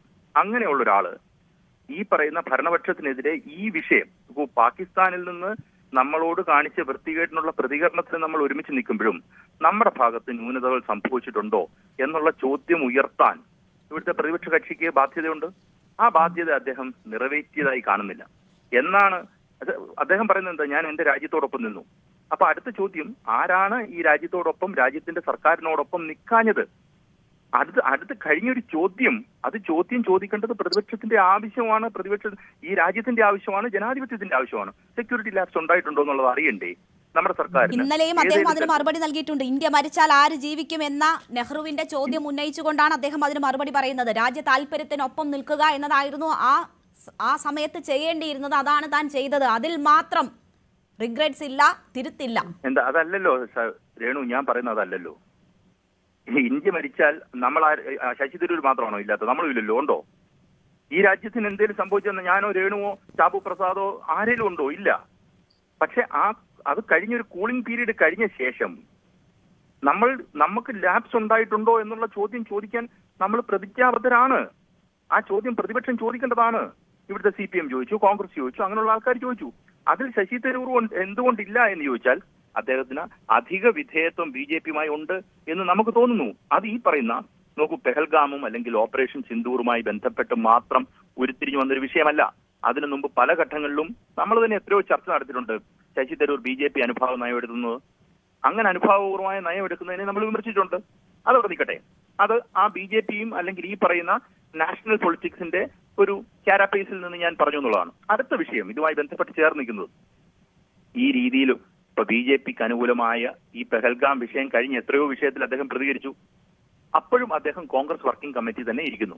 ഷാബു പ്രസാദ് പറഞ്ഞ ആ വിഷയത്തോട് ഞാൻ പൂർണ്ണമായി യോജിക്കുകയാണ്. അദ്ദേഹം അവസാനം പറഞ്ഞ കാര്യം ഞാൻ കേട്ടു. അദ്ദേഹം പറഞ്ഞ എന്താണ്, വളരെ പ്രസക്തമായ കാര്യമാണത്. നിങ്ങൾക്ക് താല്പര്യമില്ലാത്ത ഒരു കാര്യമാണ് ശശി തരൂർ പറഞ്ഞുകൊണ്ടേയിരിക്കുന്നതെന്ന് വളരെ വ്യക്തമാണ്. ആ വ്യക്തമായി ഇരിക്കുമ്പോൾ തന്നെ നിങ്ങൾക്ക് അദ്ദേഹത്തെ കോൺഗ്രസിൽ നിന്ന് പുറത്താക്കാൻ ബുദ്ധിമുട്ടുണ്ടാവും. ആ ബുദ്ധിമുട്ട് അവിടെ തന്നെ നിൽക്കട്ടെ. നിങ്ങൾക്ക് അദ്ദേഹത്തെ കോൺഗ്രസിന്റെ വർക്കിംഗ് കമ്മിറ്റിയിൽ നിന്ന് പുറത്താക്കരുതോ? ആ പുറത്താക്കാൻ എന്തായിരുന്നു കോൺഗ്രസിന് ഒരു അമാന്തം എന്ന ചോദ്യത്തിന് കോൺഗ്രസ് പാർട്ടിക്ക് മറുപടി പറയാനുള്ള ബാധ്യതയുണ്ട്. ആ ബാധ്യതയിൽ നിന്ന് കോൺഗ്രസിന് ഒഴിഞ്ഞു പോരാൻ പറ്റില്ല. അവിടെയാണ് കോൺഗ്രസിന്റെ ദിശാബോധമില്ലാത്ത യാത്ര, അല്ലെങ്കിൽ ഇദ്ദേഹത്തിനെതിരെ ഒന്നും ചെയ്യാൻ ഒരു ചെറു വിരൽ പോലും അനക്കാൻ പറ്റില്ല എന്ന് കോൺഗ്രസ് വ്യക്തമാക്കുന്നത്. കഴിഞ്ഞ കുറച്ചു നാൾ മുമ്പ് ശശി തരൂർ ഒരു ആർട്ടിക്കിൾ എഴുതിയല്ലോ. ആ ആർട്ടിക്കിളിൽ എന്താണ് സംഭവിച്ചത്? അപ്പം ആ ആർട്ടിക്കിൾ പെഹൽഗാമുമായിട്ട് ബന്ധപ്പെട്ടതായിരുന്നില്ലല്ലോ. മുഖ്യമന്ത്രിയും ഡൈനാസ്റ്റിയുമായിട്ട് ബന്ധപ്പെട്ട വിഷയങ്ങളല്ലേ ആ വിഷയം വന്നത്. അപ്പം ഞാൻ പറഞ്ഞു വരുന്നത്, ഡൈനാസ്റ്റ് പൊളിറ്റിക്സിനെ കുറിച്ച് അദ്ദേഹം പറഞ്ഞില്ലേ? അപ്പൊ അങ്ങനെ പറഞ്ഞതുമായി ബന്ധപ്പെട്ട് എന്തായിരുന്നു നമ്മൾ രാഷ്ട്രം വീണ്ടും ചർച്ച ചെയ്ത വിഷയമാണ്. അപ്പൊ എനിക്ക് പറയാനുള്ള ഇത്രേ ഉള്ളൂ, Shashi Tharoor off the track പോയിട്ട് കുറച്ച് നാളുകളായി. ശശി തരൂരിന്റെ ഭാഗത്തും തെറ്റുണ്ട്. ആ തെറ്റിനെ അഡ്രസ് ചെയ്യുന്നതിൽ കോൺഗ്രസ് വലിയ വീഴ്ച സംഭവിച്ചിരിക്കുന്നു. ഏത് പൊളിറ്റിക്കൽ പാർട്ടി അതൊരു വീഴ്ചയാണോ എന്ന കാര്യത്തിൽ എനിക്ക് സംശയമുണ്ട്. നമ്മൾ തന്നെ കേട്ടിട്ടില്ലേ, silence is the most powerful weapon എന്നാണ് പറയാറ്. അതായത് അതുപോലെ ഇതിപ്പോൾ ഏതെങ്കിലും തരത്തിലുള്ള പ്രതികരണം ആഗ്രഹിക്കുന്നവർക്ക് കൊടുക്കാൻ പറ്റുന്ന ഏറ്റവും വലിയ ശിക്ഷയാണ് ആ സൈലൻസ് എന്നാണ് ഞാൻ മനസ്സിലാക്കുന്നത്. എനിക്ക് ഒറ്റ കാര്യങ്ങൾ പറഞ്ഞ് ഞാൻ അവസാനിപ്പിക്കാം. ഞാനും ഇറങ്ങാനുള്ള ഇതുണ്ട്. അതിനകത്ത് ഇത്രേ ഉള്ളൂ കാര്യം. നിങ്ങൾക്ക് വീണ്ടും ഇത് വിശദീകരിക്കേണ്ട വരുന്നുണ്ട്. സൈലൻസ് അല്ല നിങ്ങൾക്ക് പ്രശ്നം. നോക്കൂ, നിങ്ങൾക്ക് ഇതേ ചോദ്യം ശശി തരൂരുമായി ബന്ധപ്പെട്ട വിഷയത്തിൽ പൂർണ്ണമായി മ്യൂട്ടായി പോവുകയല്ല ചെയ്യുന്നത്. ഈ കേരളത്തിൽ ചർച്ച നടക്കുന്നുണ്ട്. അത് വിശദീകരിക്കാൻ കോൺഗ്രസുകാർക്ക് വരേണ്ട വരുന്നുണ്ട്. അവിടെ ഒരു ബാക്ക് ഫുട്ടിലാകുന്നുണ്ട്. അപ്പം നിങ്ങൾ പറഞ്ഞ പോലെ മിണ്ടാതിരിക്കുന്ന ഒരു അവസ്ഥയിലേക്കാണെങ്കിൽ അത് കൊള്ളാം. പക്ഷെ അങ്ങനല്ല കേരളത്തിൽ നടക്കുന്നത്, രാജ്യത്ത് നടക്കുന്നത്. അത് നാഷണൽ മീഡിയ ഉൾപ്പെടെയുള്ള ആൾക്കാർ എടുത്തു വെച്ച് കോൺഗ്രസിനെതിരെയും അല്ലെങ്കിൽ ഈ പറയുന്ന ഇന്ത്യ മുന്നണിക്കെതിരെ വരെ വലിയൊരു ആയുധമാക്കുന്നുണ്ട്. അതിനെ കാണാതിരിക്കാൻ പറ്റില്ല. അങ്ങനെ തന്നെ എടുക്കേണ്ടതായിട്ടുണ്ട്. ശരി, ഞാൻ താങ്കളിലേക്ക് തിരിച്ചെത്താം. ശ്രീ എം എസ് വേണുഗോപാൽ, നോക്കൂ, ആരാണ് ഇവിടെ ശരിയായ ദിശയിൽ സഞ്ചരിക്കുന്നത്? ആരുടെ ഭാഗത്താണ് വീഴ്ച സംഭവിച്ചിരിക്കുന്നത്? നമുക്കറിയാം, തരൂർ പല പ്രസ്താവനകൾ നടത്തിയിട്ടുണ്ട്. കഴിഞ്ഞ ദിവസം പോലും തരൂർ പറഞ്ഞു പ്രധാനമന്ത്രി കഴിഞ്ഞാൽ ഏറ്റവും കൂടുതൽ വർക്ക് ചെയ്യുന്ന ആള് ഗൗതം ഗംഭീർ ആണ് എന്നാണ് പറഞ്ഞിരിക്കുന്നത്. അപ്പോഴും അദ്ദേഹം പ്രധാനമന്ത്രി, ഈ രാജ്യത്ത് ഏറ്റവും കൂടുതൽ പ്രവർത്തിക്കുന്ന വ്യക്തി എന്ന് പുകഴ്ത്തുകയാണ് യഥാർത്ഥത്തിൽ ചെയ്തിരിക്കുന്നത്. BJP പറയുന്നു അടുത്ത ഫത്വ ദാ വരാനിരിക്കുന്നു എന്ന് തരൂരിനോട് പറയുകയാണ്. അപ്പോൾ തരൂർ പറയുന്നത് നിർത്തിയിട്ടില്ല, ഇതെന്റെ ശൈലി എന്ന് തരൂർ പറയുകയാണ്. പക്ഷേ അദ്ദേഹം ഒരു ഘട്ടത്തിൽ യോജിച്ചു പോകുന്നതിന്റെ സൂചനകൾ നൽകിയതാണ്. അതില്ലാതായി എന്നതാണ് ഇവിടെ വളരെ പ്രസക്തമാകുന്നത്. അതിന് രാഹുൽ തന്നെ കാരണമാകുന്നു എന്ന് പറയുന്നു. എന്ത് ഇമ്പാക്ട് ഉണ്ടാക്കും? ഒരു രാജിയിലേക്കൊക്കെ കാര്യങ്ങൾ പോയാൽ കോൺഗ്രസിന്റെ ഇപ്പോഴത്തെ സാധ്യതകളെ പോലും അത് ബാധിക്കില്ലേ? തീർച്ചയായിട്ടും താങ്കൾ പറഞ്ഞത് വളരെ ശരിയാണ്. ശശി തരൂരിനെ സൂക്ഷിച്ച് കോൺഗ്രസ് കൈകാര്യം ചെയ്തില്ലെങ്കിൽ കേരളത്തിൽ 2026 നടക്കാൻ പോകുന്ന തെരഞ്ഞെടുപ്പിൽ വളരെ പ്രതിസന്ധി കോൺഗ്രസിന് ഉണ്ടാകും. അത് ഞാൻ പറയാൻ കാരണം മറ്റൊന്നുമല്ല, നിങ്ങളിപ്പോ NDTVയുടെ ഈ കഴിഞ്ഞ ഒരു സർവേ എടുത്തു നോക്കുക. ഈ കഴിഞ്ഞ ഒരു 5 വർഷമായിട്ട് ശശി തരൂരിനെ കോൺഗ്രസ് ഇടിച്ചു താത്തിക്കൊണ്ടിരിക്കുകയാണ്. അദ്ദേഹം AICCയുടെ പ്രസിഡന്റായി മത്സരിക്കുമെന്ന് പറഞ്ഞപ്പോൾ മുതല് അദ്ദേഹത്തിന് 4 വോട്ട് കിട്ടുമോ, ഇദ്ദേഹത്തിന് 10 വോട്ട് എവിടെയെങ്കിലും സ്വന്തം നാട്ടിൽ പോലും 4 വോട്ട് തേച്ചു പിടിക്കാൻ പറ്റൂ എന്നൊക്കെ ചോദിച്ച് അധിക്ഷേപിച്ചവർ നാണം കെട്ടു പോകുന്ന വിധത്തിൽ അദ്ദേഹം 10% വോട്ട് പിടിച്ചുകൊണ്ട് AICCയുടെ പ്രസിഡന്റ് സ്ഥാനത്തേക്ക് 2ാം സ്ഥാനക്കാരനായി. അന്നും അത് കഴിഞ്ഞും കോൺഗ്രസ്സുകാർ അദ്ദേഹത്തിനെ ശരിക്കും വിമർശിച്ചുകൊണ്ടിരിക്കുകയാണ്. അത് കഴിഞ്ഞ് പലപ്പോഴായി അദ്ദേഹം ഓപ്പറേഷൻ സിന്ദൂർ ആവട്ടെ, നരേന്ദ്രമോദി ആവട്ടെ, ആരെയൊക്കെ അദ്ദേഹം അനുകൂലിച്ചിട്ടുണ്ടോ അപ്പോഴെല്ലാം ഇതിനേക്കാൾ കൂടുതൽ ചവിട്ട് കോൺഗ്രസ് കൊടുത്തിട്ടുണ്ട്. പക്ഷെ എന്നിട്ടും ഇത്രയും ഗതികെട്ട ഒരവസ്ഥയിൽ ശശി തരൂർ നിന്നിട്ടും NDTVയുടെ സർവേയിൽ നിങ്ങൾ നോക്കുക, VD സതീശൻ കഴിഞ്ഞാൽ ഏറ്റവും കൂടുതൽ വോട്ട് കിട്ടിയ മുഖ്യമന്ത്രി സ്ഥാനാർത്ഥി, കോൺഗ്രസിന്റെ മുഖ്യമന്ത്രി സ്ഥാനാർത്ഥി എന്ന് പറയുന്നത് ശശി തരൂരാണ്. അപ്പൊ അവിടെ കാണിക്കുന്ന എന്താണ്?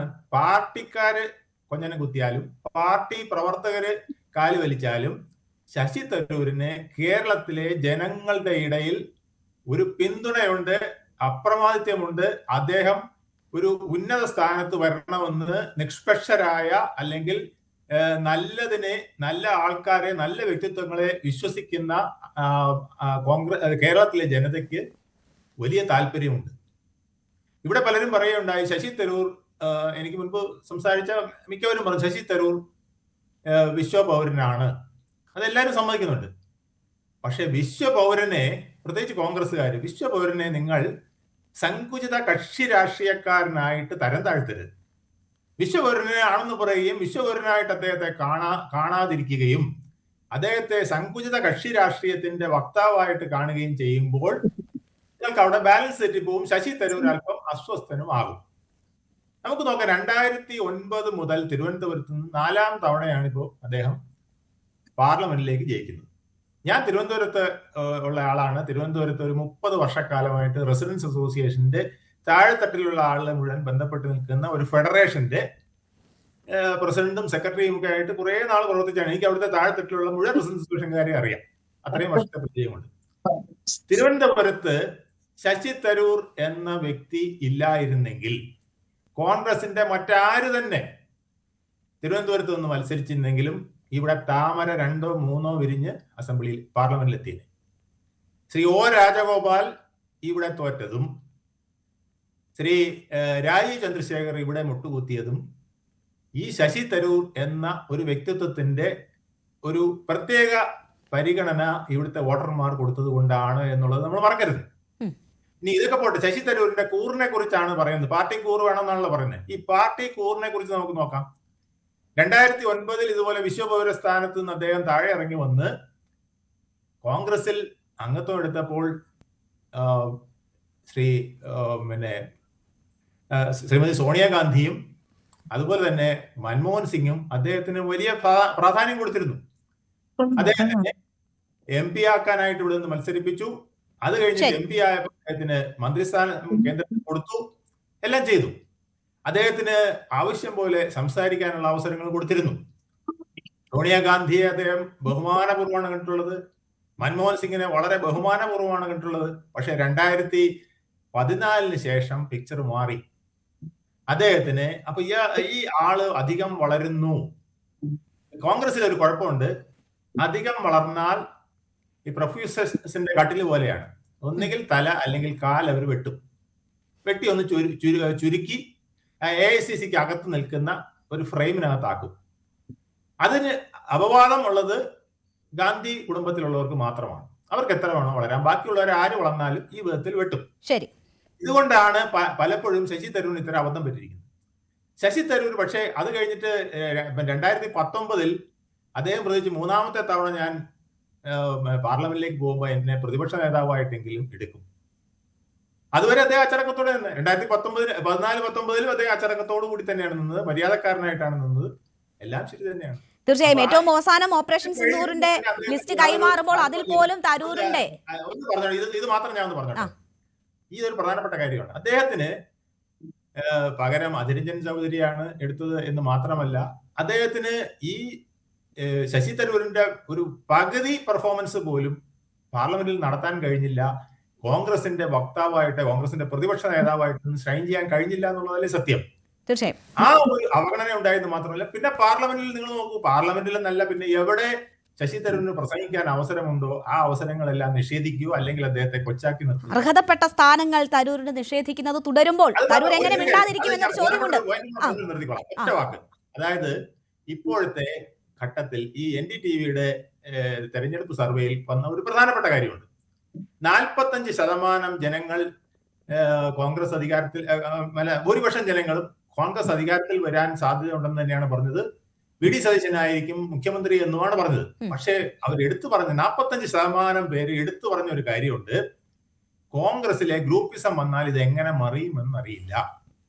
അപ്പൊ അങ്ങനെ വൻ ഭൂരിപക്ഷത്തിൽ കോൺഗ്രസ് വന്നാലും ഒരുപക്ഷെ 80ഓളം സീറ്റോ 90 സീറ്റോ പിടിച്ചു വന്നാൽ പോലും ഈ ഗ്രൂപ്പിസം വന്ന് പ്രശ്നമായാൽ ഒരുപക്ഷെ അകത്തു നിന്നോ പുറത്തു നിന്നോ മുസ്ലിം ലീഗ് അടക്കമുള്ള ഘടകകക്ഷികളോ എന്നാ പിന്നെ നിങ്ങൾ കുറുക്കച്ചനും പിന്നെ കൊരങ്ങച്ചനും കൂടെ കിട്ടിയ മുയലിന് വേണ്ടി തർക്കിക്കുകയല്ലേ, അത് മുതലേ അമ്മാവന് കൊടുക്കാമെന്ന് പറഞ്ഞ പോലെ ശശി തരൂരിന് കൊടുത്തേക്കാമെന്ന് പറഞ്ഞാൽ സംഭവിക്കുന്നത് എന്താകും എന്നുള്ളത് ചിലർ കൂടി ചിന്തിക്കുന്നുണ്ട് എന്നുള്ളതാണ്. തീർച്ചയായും വളരെ പ്രസക്തമായ കാര്യങ്ങളാണ്. ശ്രീകുമാർ നോക്കൂ, ഈ NDTVയുടെ വോട്ട് വൈബ് സർവേ ഇപ്പോൾ വന്നത് അതിൽ ഏതാണ്ട് 10% വോട്ടാണ് തരൂരിന് കൊടുക്കുന്നത്. ഇവരുടെ തന്നെ കേരള വോട്ട് വൈബ് എന്ന് പറഞ്ഞ് നേരത്തെ വന്ന തരൂര് തന്നെ റീട്വീറ്റ് ചെയ്ത ഒരു ട്വീറ്റ് ഉണ്ടായിരുന്നല്ലോ, ഒരു സർവേ ഫലം ഉണ്ടായിരുന്നല്ലോ. അതിലേതാണ്ട് 28% പേർ തരൂരിനെ മുഖ്യമന്ത്രി സ്ഥാനത്തേക്ക് പിന്തുണച്ചതാണ്. ഇവിടെ ഇപ്പോൾ നടക്കുന്ന ചർച്ചകൾ എന്താണ്? സമുദായ നേതാക്കൾക്കാർക്കും നിങ്ങളുടെ പ്രധാനപ്പെട്ട നേതാക്കന്മാരെ വേണ്ട, അവരെ പുച്ഛമാണ്, അവർ കോൺഗ്രസ് അല്ലെങ്കിൽ UDF ജയിക്കുമോ എന്ന് പോലും അവർ പറയാത്ത സാഹചര്യമാണ് നിലനിൽക്കുന്നത്. അവിടെ എല്ലാവർക്കും സ്വീകാര്യനാണ് താൻ എന്ന് തരൂർ ഒരിക്കൽ തെളിയിച്ചതാണ്. തരൂരിന് കിട്ടിയ സ്വീകരണം എന്താണെന്ന് കേരളം കണ്ടതാണ്. അങ്ങനെ ഒരു വ്യക്തിയെ അവഗണിച്ച് ഏതെങ്കിലും കടുത്ത തീരുമാനത്തിലേക്ക് തള്ളിവിടുന്നത് കോൺഗ്രസിന് ഒരു തരത്തിലും ഗുണം ചെയ്യില്ല എന്നതെങ്കിലും താങ്കൾ അറ്റ്ലീസ്റ്റ് സമ്മതിക്കേണ്ടി വരില്ലേ ഇവിടെ? അവസ്ഥയിലാണ് കോൺഗ്രസ് പോകുന്നത് എന്നുള്ളതാണ് സത്യം. ശരി, ശ്രീ ശ്രീകുമാറിനോടാണ് ചോദ്യം.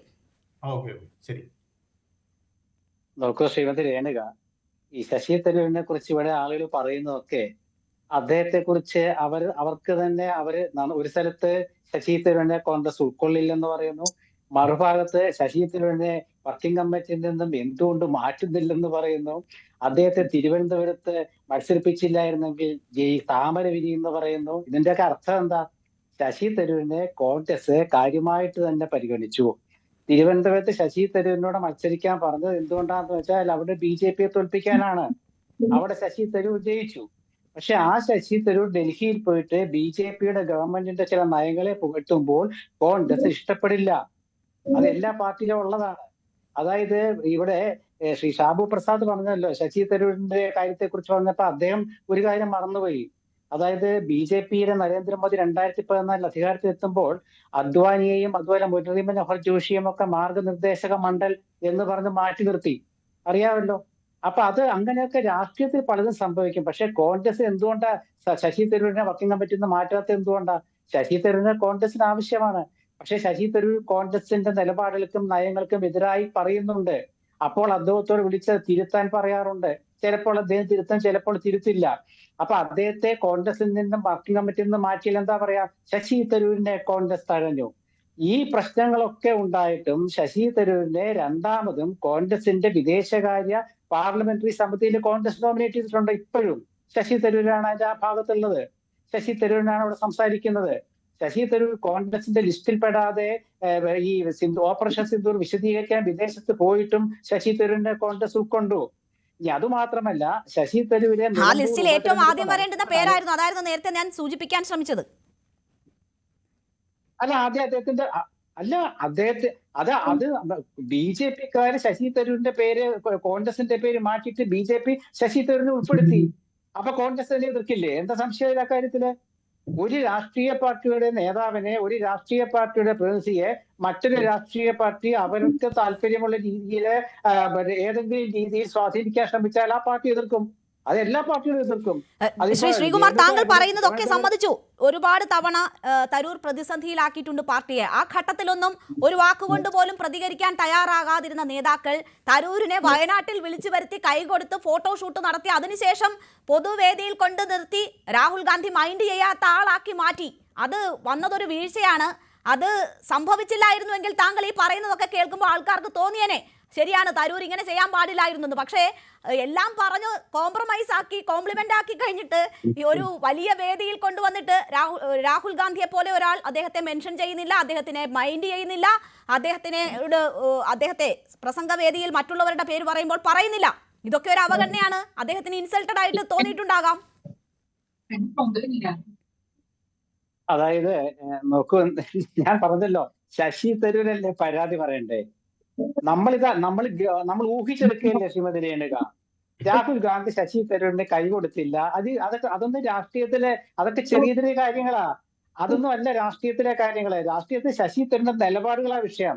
അല്ലാണ്ട് രാഹുൽ ഗാന്ധി വേദിയിൽ വെച്ചപ്പോൾ രാഹുൽ ഗാന്ധി കൈപിടിച്ച് ഷെയ്ക്ക് ഹാൻഡ് കൊടുത്തില്ല, അതല്ലെങ്കിൽ രാഹുൽ ഗാന്ധി പുറത്തുവെത്തിയില്ല.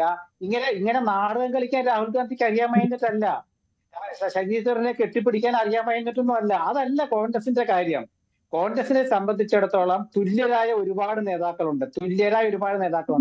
ആ തുല്യരിൽ ഒന്നാമത്തെ ആളാണ് എപ്പോഴും പ്രധാനമന്ത്രിയോ കോൺഗ്രസ്. ശ്രീകുമാർ, ആ ലക്ഷ്യ ക്യാമ്പിലോ അതിന് പുറത്തോ ഇവിടെയോ ഒക്കെ കെട്ടിപ്പിടിക്കുന്ന കോൺഗ്രസ് നേതാക്കൾ തമ്മിൽ നല്ല ബന്ധത്തിലാണ് എന്ന് കരുതിക്കൊണ്ടല്ല നമ്മൾ പറയുന്നത്. അവർ തമ്മിലുള്ള ഇനിയിപ്പോൾ നടക്കാൻ പോകുന്ന പോരെന്താണ്, അവരുടെ മനസ്സിൽ എന്താണ് എന്നൊക്കെ അറിയാം.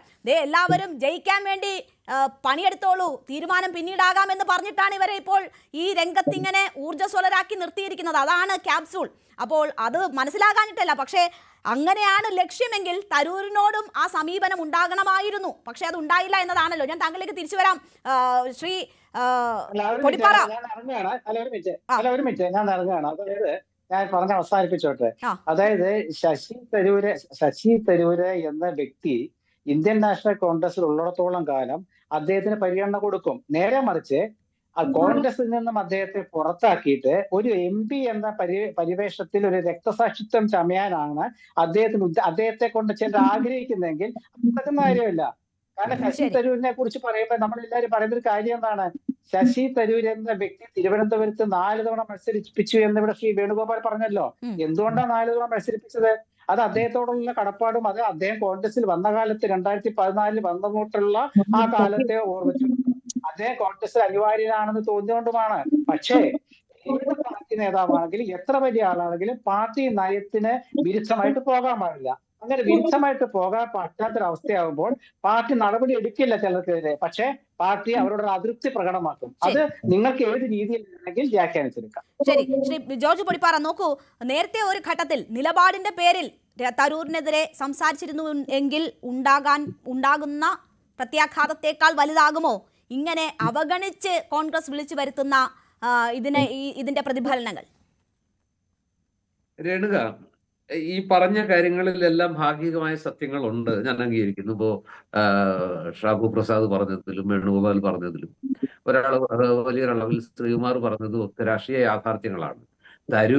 തരൂർ എന്താണെന്ന് തരൂര് മനസ്സിലാക്കണം, തരൂർ എന്താണെന്ന് പാർട്ടിയും മനസ്സിലാക്കണം. ഇതിൽ തരൂരിന് പാർട്ടിയെ കൊണ്ടാണോ, പാർട്ടിക്ക് തരൂരിനെ കൊണ്ടാണോ കൂടുതൽ ആവശ്യം എന്നുള്ളൊരു വലിയ ചോദ്യമുണ്ട്. തരൂർ പലപ്പോഴും വിചാരിക്കുന്നത് തന്നെ കൊണ്ട് കൂടുതൽ പ്രയോജനം പാർട്ടിക്കാണ്, പാർട്ടിയെ കൊണ്ട് തനിക്കുള്ളതിനേക്കാൾ എന്ന് അദ്ദേഹം ധരിച്ചു വശമായിട്ടുണ്ടോ എന്നുള്ളത് ചില സമയങ്ങളിൽ നമുക്ക് സംശയം തോന്നുന്നു. അതുകൊണ്ടാണ് അദ്ദേഹം പലപ്പോഴും വളയമില്ലാതെ ചാടുന്നത്.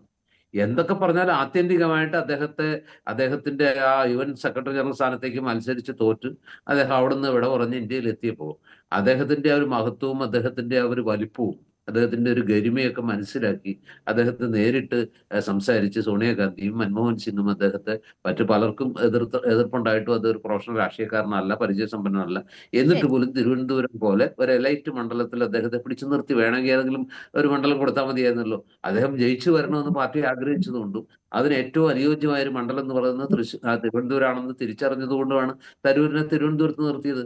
പക്ഷേ ഇവിടെ സംസാരിച്ച പലരും മറന്നുപോയൊരു കാര്യമുണ്ട്. തരൂർ ആദ്യം തിരുവനന്തപുരത്ത് മത്സരിച്ചപ്പോൾ കിട്ടിയ ഭൂരിപക്ഷം, രണ്ടാമത് മത്സരിച്ചപ്പോൾ കിട്ടിയ ഭൂരിപക്ഷം, പിന്നീട് മത്സരിച്ചപ്പോൾ കിട്ടിയ ഭൂരിപക്ഷം, ഏറ്റവും ഒടുവിൽ തരൂര് തിരുവനന്തപുരത്ത് മത്സരിച്ചപ്പോൾ എത്ര വോട്ടിനാണ് ജയിച്ചത്? ആ കാര്യം നമ്മൾ ഓർക്കണം. അതായത് അവിടെ മനസ്സിലാക്കേണ്ടത്, ഈ തരൂരിനെ കുറിച്ച് നേരത്തെ വേണുഗോപാൽ പറഞ്ഞ ആ ഒരു കാര്യമുണ്ടല്ലോ, അദ്ദേഹത്തെ എങ്ങനെയാണ് തിരുവനന്തപുരത്തെ എലൈറ്റ് വോട്ടേഴ്സ് കാണുന്നത്, അദ്ദേഹത്തിനോടുള്ള ഒരു മനോഭാവം എന്താണ്, തരൂരല്ല മറ്റാരെങ്കിലും ആയിരുന്നെങ്കിൽ എത്രയോ പണ്ടേ താമര വിരിഞ്ഞാന് എന്നൊക്കെ പറയുമ്പോൾ ഞാൻ ചോദിക്കാൻ പോകുന്നൊരു ചോദ്യം, അത് വളരെ പ്രധാനപ്പെട്ട ഒരു ചോദ്യമാണ് ഞാൻ ചോദിക്കാൻ പോകുന്നത്. ഈ തവണത്തെ തെരഞ്ഞെടുപ്പിൽ ഈ എലൈറ്റ് വോട്ടേഴ്സ് ആണോ തരൂരിനെ രക്ഷിച്ചത്?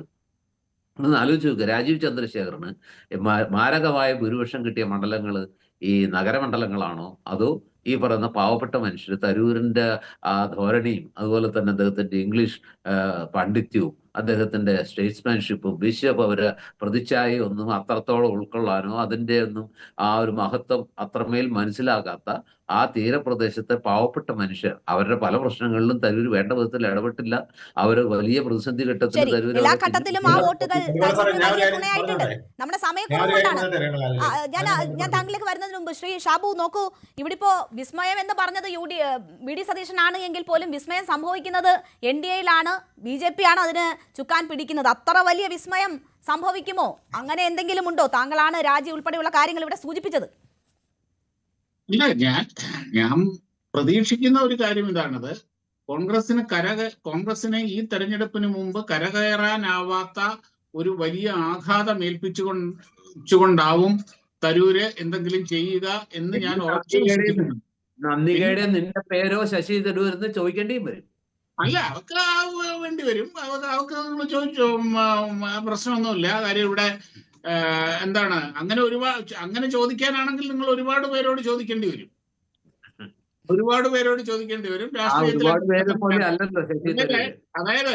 അതായത് ഒരു വ്യക്തിയെ, സന്ദീപ് വാര്യരെ രാഷ്ട്രീയത്തിന്റെ എല്ലാ ബാലപാഠങ്ങളും പഠിപ്പിച്ച് അവിടെ നിന്ന് പയറ്റി തെളിഞ്ഞ് ഒടുവിൽ കോൺഗ്രസിലേക്ക് വന്നപ്പോൾ നിങ്ങൾ എന്താണ് കോൺഗ്രസ് പറഞ്ഞ വർത്തമാനം എന്താണ്? ഇതൊക്കെ ഈ രാഷ്ട്രീയത്തിൽ പതിവാണ് സാർ, അതൊന്നും നോക്കിയിട്ട് കാര്യമൊന്നുമില്ല. അതേപോലെ കരുണാകരനും മകനും കോൺഗ്രസ് വിട്ടുപോയിട്ട്, കോൺഗ്രസിൽ നിന്ന് പോയിട്ട് സോണിയാഗാന്ധിയെ മദാമേ എന്ന് വിളിച്ചപ്പം അന്നും ചോദിച്ചു നമ്മുടെ ഒരുപാട് ഉദാഹരണങ്ങൾ നമുക്ക് മുന്നിലുണ്ട്. എന്ത് സംഭവിക്കാം? ശ്രീ MS വേണുഗോപാൽ കൂടെ പറഞ്ഞ് അവസാനിപ്പിക്കാം. അതായത് പൊടിവാർ സാർ ഇവിടെ സത്യത്തിൽ കോൺഗ്രസിന്റെ കാലിലേക്കാണ് ഷൂട്ട് ചെയ്തത്. അതായത് ഇവിടെ എലൈറ്റ് ആയിട്ടുള്ള, അത്യാവശ്യം വിദ്യാഭ്യാസമുള്ള, ബുദ്ധിയും ബോധമുള്ള ആ രീതിയിലുള്ള ആൾക്കാർ എല്ലാവരും കോൺഗ്രസിനെ കൈവിട്ടു എന്നാണ് അദ്ദേഹം ഇവിടെ പറഞ്ഞു വെച്ചത്. അതുകൊണ്ടാണ്. പക്ഷെ ശശി തരൂർ ജയിച്ചത് അതുകൊണ്ടല്ല. ശശി തരൂർ ജയിപ്പിച്ചത്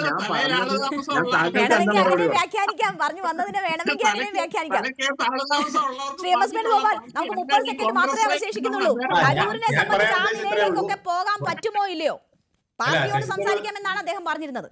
ശശി തരൂരിനെ കുറിച്ച് പൊടിവാര സാറ് പറഞ്ഞു, എനിക്ക് വളരെ ബഹുമാനമുള്ള ഒരു ജേർണലിസ്റ്റാണ് അദ്ദേഹം പറഞ്ഞ ഒരു കാര്യത്തിൽ അദ്ദേഹം ഈ ഫീൽഡ് വിട്ടുപോയി ഇവിടുത്തെ തിരുവനന്തപുരം മണ്ഡലത്തിന്റെ സ്വഭാവം മറന്നുപോയി എന്ന് എനിക്ക് തോന്നുന്നു. സാറേ, ശശി തരൂർ ജയിച്ചത് തീരദേശക്കാരുടെ വോട്ട് കൊണ്ടാണ്. പക്ഷേ അദ്ദേഹത്തിന് തിരുവനന്തപുരം മണ്ഡലം, വട്ടിയൂർക്കാവ് മണ്ഡലം, കഴക്കൂട്ടം മണ്ഡലങ്ങളിൽ വോട്ട് ഏതാണ്ട് രാജീവ് ചന്ദ്രശേഖറിനെ അടുപ്പിച്ച് പിടിക്കാൻ കഴിഞ്ഞു. അവിടെ വോട്ട് കുറവായിരുന്നു, പക്ഷെ അടുപ്പിച്ച് പിടിക്കാൻ കഴിഞ്ഞു എന്നുള്ളത് തിരുവനന്തപുരത്ത് കൂടുതലുമായിരുന്നു. അത് വളരെ പ്രധാനപ്പെട്ട കാര്യമാണ്. ഒരു പക്ഷേ അത് രാജീവ് ചന്ദ്രശേഖരന്റെ പരാജയം അനലൈസ് ചെയ്യുന്നവർ ഏറ്റവും കൂടുതൽ പറയുന്നത് എന്തെന്നറിയാമോ? വട്ടിയൂർക്കാവിലും കഴക്കൂട്ടത്തും കുറച്ചുകൂടെ വോട്ട്, ഒരു 10,000 വോട്ട്, 5,000 വോട്ട് വീതം കൂടുതൽ കിട്ടിയിരുന്നെങ്കിൽ തീർച്ചയായിട്ടും ശശി തരൂർ 16,000 വോട്ട് എന്നുള്ളത് ഇവിടെ 20,000 വോട്ടായിട്ട് മാറുകയും 4,000 ചില്ലാന വോട്ടിന് രാജീവ് ചന്ദ്രശേഖർ ജയിക്കുകയും ചെയ്യുന്ന സാഹചര്യം ഉണ്ടാകുന്നു. അപ്പോ വോട്ട് ചെയ്ത എലൈറ്റ് വോട്ടർമാരെ അങ്ങ് വിഷമിപ്പിക്കുകയാണ് ചെയ്യുന്നത്. സത്യത്തിൽ കേരളത്തിൽ ശശി തരൂരിന് മത്സരിക്കാൻ പറ്റിയ ഏക മണ്ഡലം തിരുവനന്തപുരമാണ്. കാരണം തിരുവനന്തപുരത്തെ ജനത അദ്ദേഹത്തിന് അത്രയധികം പ്രാമുഖ്യം കൊടുത്തിട്ടുണ്ട്. 100-101 20 സീറ്റാണ് മുരളീധരനെ പോലെ ഒരാള് പയറ്റിയിട്ട് പോലും കോൺഗ്രസിന് കോർപ്പറേഷന് കിട്ടിയത്. അവിടെ ശശി തരൂർ പിടിച്ചു നിൽക്കുന്നു എങ്കിൽ തീർച്ചയായിട്ടും അദ്ദേഹത്തിന്റെ വ്യക്തിത്വത്തിനും അദ്ദേഹത്തിന് ഇവിടുത്തെ എലൈറ്റ് ഓഡിയൻസ്, എലൈറ്റ് വോട്ടേഴ്സ് കൊടുക്കുന്ന ഒരു പ്രാധാന്യവും കൂടി കോൺഗ്രസ് മനസ്സിലാക്കണം. ഇത് ഇവിടെ മാത്രമല്ല, ഇന്ത്യ ഒട്ടുകൊണ്ടെന്നുള്ളത് അദ്ദേഹം AICC പ്രസിഡന്റ് സ്ഥാനത്തേക്ക് മത്സരിച്ചപ്പോൾ അത് വ്യക്തമാക്കിയതാണ്. തരൂരിനെ അങ്ങനെ എഴുതിത്തള്ളാൻ പറ്റുന്ന കാര്യമൊന്നുമല്ല, എഴുതിത്തള്ളാൻ പറ്റുന്ന വ്യക്തിയുമല്ല. സാമുദായിക നേതാക്കളുടെയും ലീഗിനുമൊക്കെ വളരെ സ്വീകാര്യനാണ് അദ്ദേഹം എന്ന ഒരു സാഹചര്യമൊക്കെ ഉണ്ട്. അപ്പോൾ ഇപ്പോഴത്തെ സാഹചര്യത്തിൽ തരൂർ പുറത്തേക്കുള്ള വഴിയിലോ എന്നതാണ് പ്രേക്ഷകരോട് നമ്മൾ ചോദിച്ച ചോദ്യം. അതേ എന്ന് പറയുന്നു 73% പേർ, അല്ല എന്ന് പറയുന്നത് 23% പേർ മാത്രമാണ്. തരൂർ ഒരു കടുത്ത നിലപാടിലേക്ക് പോകുമോ? വലിയ അത്ഭുതങ്ങൾ നിയമസഭാ തെരഞ്ഞെടുപ്പിന് മുൻപ് സംഭവിക്കുമോ? അതിന്റെ സൂചനകളാണോ ഇത് എന്ന ചോദ്യങ്ങളൊക്കെ ബാക്കി നിൽക്കുകയാണ്. വളരെ നന്ദി ചർച്ചയിൽ പങ്കെടുത്ത എല്ലാ അതിഥികൾക്കും. പ്രൈം ഡിബേറ്റ് പൂർണ്ണമാകുന്നു. നമസ്കാരം.